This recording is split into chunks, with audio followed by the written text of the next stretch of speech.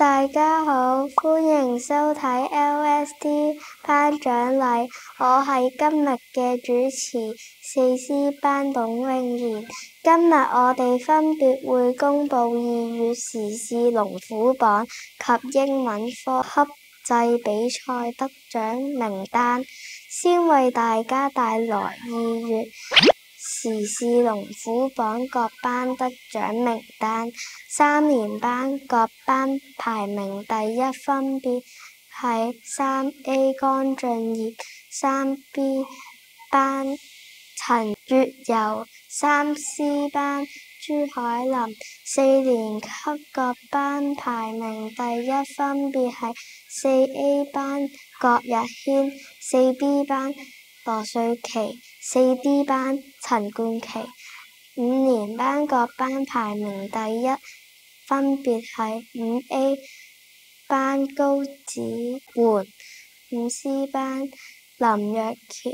6年班各班排名第一分別係 6B 班黃思曉、6C 班梁凱迪、6D 班布俊熙。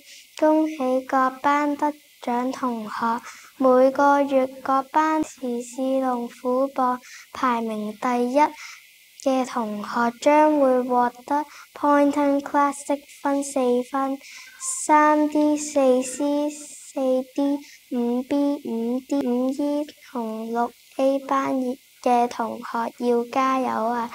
接住落嚟，我哋會公布英文科級制比賽各級得獎結果。1年班得獎班別係 1C、2年級 2B、3年班 3D、4年班 4C、5年班 5D、6年班係 6C。恭喜以上得獎班別將會獲得超好食嘅芝士餅2包，稍後會由英文老師派發。今日頒獎禮到呢度，拜拜。